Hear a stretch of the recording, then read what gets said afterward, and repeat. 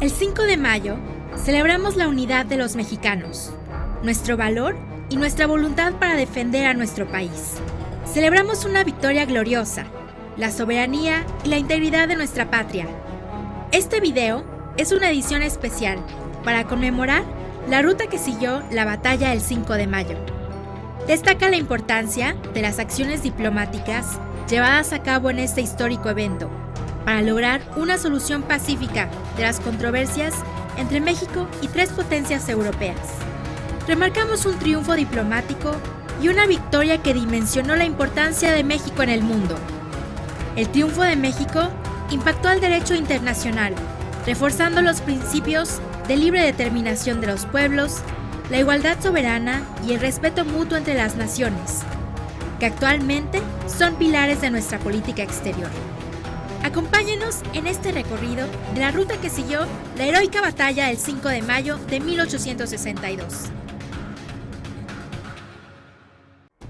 El 19 de febrero de 1862 se celebró en la Hacienda de la Soledad, Veracruz, una conferencia entre el general Juan Prim y Prat como representante de las 3 potencias europeas, Francia, Inglaterra y España, y el general Manuel Doblado Partida, ministro de Relaciones Exteriores y Gobernación de México. Debido a las relaciones diplomáticas entre los representantes, estas negociaciones resultaron en varios acuerdos que llegaron a ser conocidos como los Tratados de la Soledad. El reconocimiento del gobierno del presidente Benito Juárez por parte de las 3 potencias. Las 3 potencias, a través de sus representantes, se comprometieron a respetar la independencia, la soberanía e integridad de México. Durante las negociaciones, las fuerzas aliadas ocuparían las poblaciones de Córdoba y Orizaba, Veracruz y Tehuacán, en Puebla. En caso de que se rompieran las negociaciones, las fuerzas de España, Francia e Inglaterra retornarían al puerto de Veracruz. Los hospitales que ocupaban las potencias quedarían bajo la salvaguarda de la nación mexicana. El día en que las tropas mexicanas emprendieran su marcha para ocupar las ciudades de Córdoba, Orizaba y Tehuacán en Puebla, se enarbolaría la bandera mexicana en la ciudad de Veracruz y en el castillo de San Juan de Ulúa. Estos tratados fueron firmados por el general Doblado y Partida y el general Juan Prim y Prats.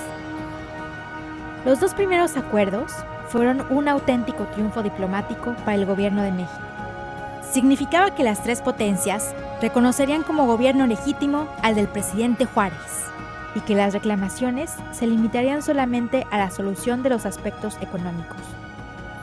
Después de la firma de los tratados, el único país que no los reconoció fue Francia, incursionando por la fuerza militar a México sin existir una declaración de guerra, dejando al descubierto los intereses de Napoleón III y posiblemente pudiendo continuar a Estados Unidos para unirse a los confederados en la guerra civil que se desataba en el país vecino en este periodo.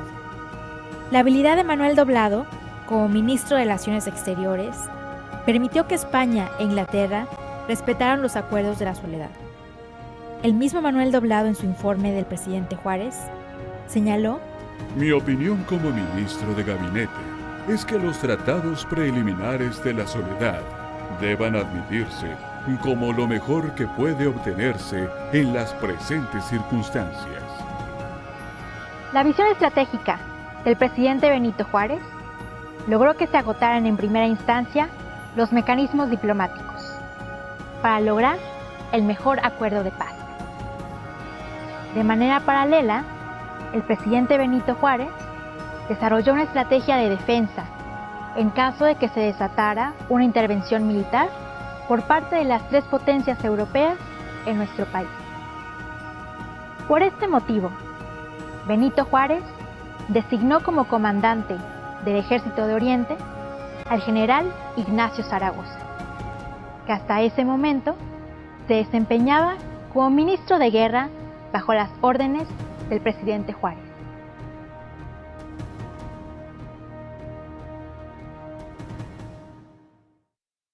En diciembre de 1861 llegaron al puerto de Veracruz las fuerzas expedicionarias de las 3 potencias europeas, España, Francia e Inglaterra. El gobierno de México solicitó no defender el puerto de Veracruz para que posteriormente no se le culpara por haber iniciado una guerra. El 19 de abril del mismo año, el general Latry, conde de Lorenzés, llegó a la ciudad de Córdoba, procedente de Veracruz. Al día siguiente, el 20 de abril, a las 8 de la mañana, las fuerzas francesas ocuparon la ciudad de Orizaba, previniendo que los pobladores de esta ciudad ayudaran al ejército de Oriente. En cumplimiento a las instrucciones del presidente Benito Juárez de detener el avance del ejército francés mientras él reunía suficientes fuerzas para defender a la Ciudad de México, una avanzada del ejército de Oriente tuvo un primer encuentro con las fuerzas francesas en el Fortín Veracruz, con el objetivo de llevarlas hacia las cumbres de Acultzingo. En este lugar ya las esperaban las fuerzas de los generales José María Arteaga y Porfirio Díaz. Cabe destacar que las cumbres de Acultzingo se encuentran en una posición geográfica estratégica de alta montaña, es decir, son difíciles de accesar. Acultzingo se encuentra en la Sierra Madre Oriental, justo en el límite de Puebla y Veracruz. El 28 de abril de 1862, el ejército francés tuvo un primer enfrentamiento con las fuerzas del general José María Arteaga alrededor de las 11 de la mañana en el Cerro del Paso, muy cerca de las cumbres de Acultzingo. Tras varias horas de enfrentamiento, el ejército francés continuó su avance. Una vez que el ejército francés tomó las cumbres de Acultzingo, el conde de Lorenzés celebró este triunfo, mencionando a Napoleón III, que ya era dueño de México. No obstante, lejos de haber sido una victoria, este primer enfrentamiento reforzó la voluntad y el valor de México para defender su libertad, independencia y soberanía. Tras las cumbres de Acultzingo, el ejército de Oriente realizó una retirada organizada hacia la ciudad de Puebla, con el objetivo de llevar al ejército invasor hacia un terreno de combate mucho más favorable, pero sobre todo para ganar tiempo y fortificar a la ciudad de Puebla. El 30 de abril, el ejército francés pernoctó en la cañada de Ixtapa. El 1 de mayo entró a San Agustín de Palmar. Ya para el 2 de mayo se encontraba en Quecholac, Puebla. En estas ubicaciones, tanto el ejército francés como el ejército de Oriente aprovecharon para abastecerse de recursos y víveres, además de forraje. El ejército de Oriente se abasteció de recursos económicos y aprovechó para crear unas fuerzas de reserva. Adicionalmente, creó una guardia civil que protegiera a los habitantes de estas comunidades. La batalla llegó a Acultzingo por ser un lugar estratégico y también un punto de paso entre Veracruz y Puebla. En este lugar, el ejército francés estableció su campamento a un costado del cerro de Tepetzi, ocupando las alturas del convento, la parroquia y el portal en prevención de alguna sorpresa.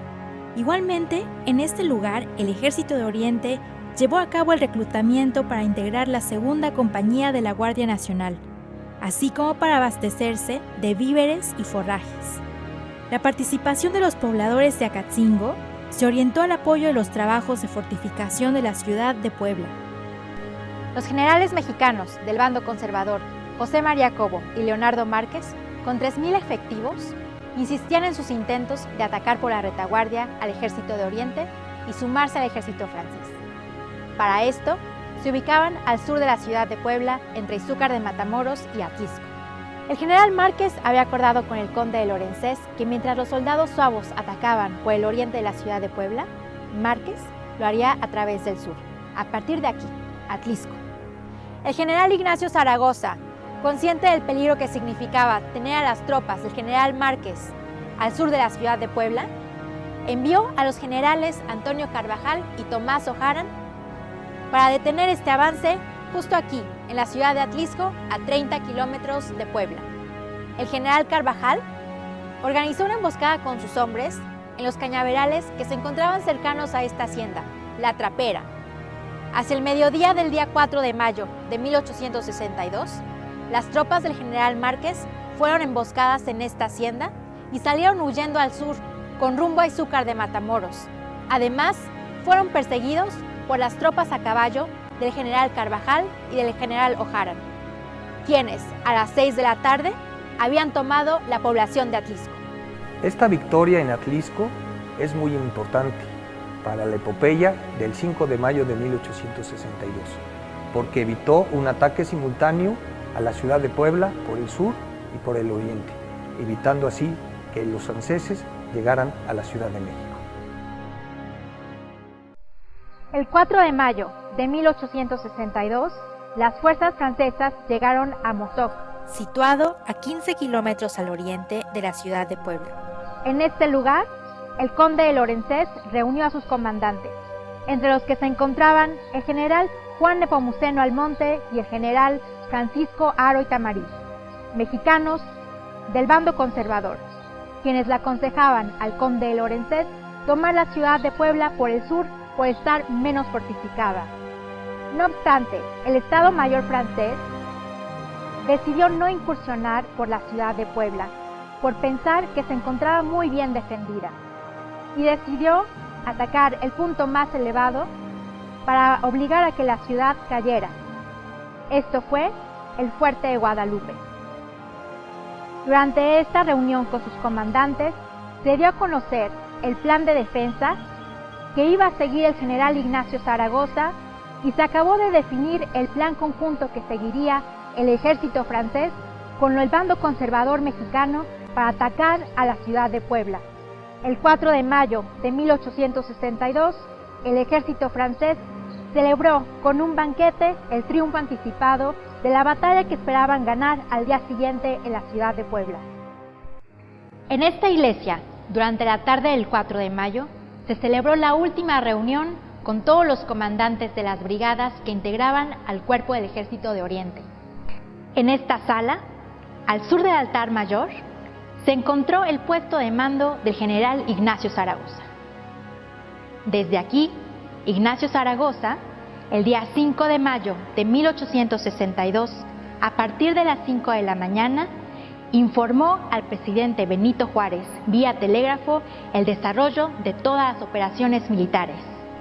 En esta iglesia quedó situado el cuartel general de Ignacio Zaragoza, comandante del Cuerpo de Ejército de Oriente, toda vez que se trataba de un punto dominante en el terreno, justo a orillas de la ciudad de Puebla, a la entrada del camino a Veracruz, y con una muy buena cobertura visual del fuerte de Guadalupe y del camino a Mozoc, por el que entrarían las fuerzas francesas. A partir de las 6 de la mañana, el ejército francés inició su avance a la ciudad de Puebla, proveniente de Amozoc.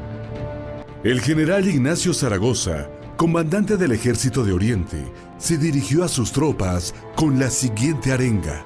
¡Soldados mexicanos! ¡Hoy vais a pelear por un objeto sagrado! Nuestros enemigos dicen ser los primeros soldados del mundo, pero vosotros sois los primeros hijos de México y os quieren arrebatar vuestra patria. Para las 9 de la mañana, los franceses realizaron un alto frente a la ciudad de Puebla con el fin de tomar un descanso y aprovecharon este momento para realizar recorridos de reconocimiento con el fin de identificar las mejores rutas de avance.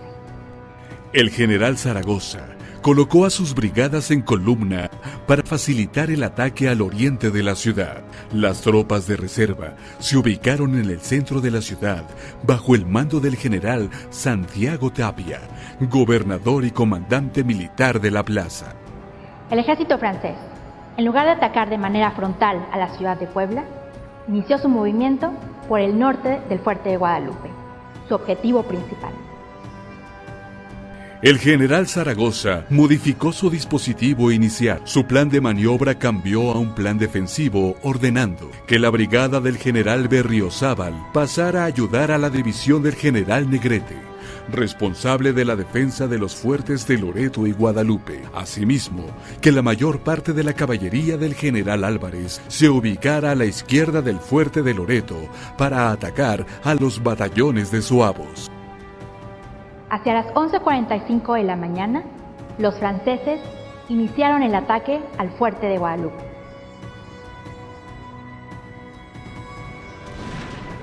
2 disparos de cañón desde el fuerte de Guadalupe y el toque de campanas de las iglesias de la ciudad de Puebla dieron aviso al cuerpo del Ejército de Oriente del inicio del avance de las tropas francesas. Para la 1 de la tarde, una columna de soldados suavos atacó cuerpo a cuerpo por el norte del fuerte de Guadalupe y media hora después otra columna se le sumó por el sur del fuerte.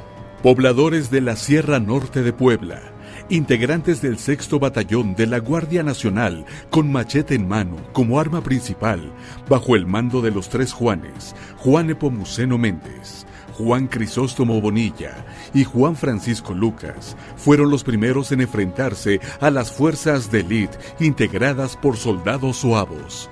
Combatiéndose por el norte, por el sur de este lugar, el fuerte de Guadalupe, el conde de Lorenzés ordenó otro ataque al oriente de la ciudad de Puebla, con sus fuerzas de reserva. El general Porfirio Díaz, con la brigada Oaxaca, más las tropas de apoyo del general Mariano Escobedo de la Reserva General y el resto de la caballería, bajo el mando del teniente coronel Félix Díaz, lograron neutralizar el esfuerzo francés, obligando al enemigo a desalojar sus posiciones, lo que permitió iniciar una persecución en esta situación. El general Porfirio Díaz recibió órdenes de retornar a su posición inicial. El conde de Lorenzés, al verse impedido para alcanzar su objetivo principal, el fuerte de Guadalupe, ordenó la retirada de sus tropas francesas. A las 17:49 horas, el cuartel general del Cuerpo de Ejército de Oriente remitió al Ministerio de Guerra y Marina el siguiente telegrama: las armas del Supremo Gobierno se han cubierto de gloria. Sírvase dar cuenta de este parte al ciudadano presidente de la República. Firma, General Ignacio Zaragoza.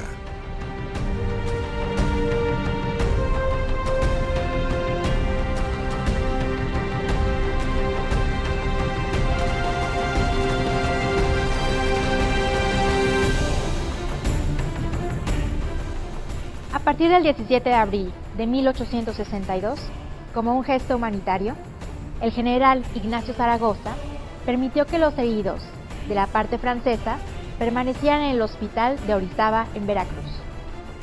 Después de la batalla, el 6, 7, 9 y 13 de mayo, el presidente Benito Juárez dio la instrucción al general Ignacio Zaragoza de brindar asistencia médica a los heridos, tanto de la parte mexicana como de la parte francesa, en los hospitales de sangre. Este gesto fue uno de los primeros gestos humanitarios de la parte mexicana y fue sustentado por la conferencia diplomática celebrada en 1864, donde se estipuló la ayuda que deben recibir heridos y prisioneros de guerra durante un conflicto armado. Este principio forma parte del derecho internacional y ha quedado inscrito en la primera Convención de Ginebra. Herencia de la batalla. En el plano internacional, la victoria del 5 de mayo dimensionó el nombre y la reputación de México ante la comunidad internacional, mostrando la voluntad y la decisión de un pueblo por mantener su libertad, su independencia y su soberanía. En el plano nacional, la batalla permitió unir a los mexicanos en defensa de la patria, naciendo un nuevo México con la transformación y el fortalecimiento de la conciencia nacional, pero sobre todo con la definitiva personalidad de un México de pleno respeto y desarrollo. Con la mayor herencia de unidad, valor, patriotismo y respeto al derecho internacional, hoy celebramos un año más de esta gesta histórica en los fuertes de Loreto y Guadalupe, altar a la patria que debe venerarse y conservarse para la memoria de todos los mexicanos.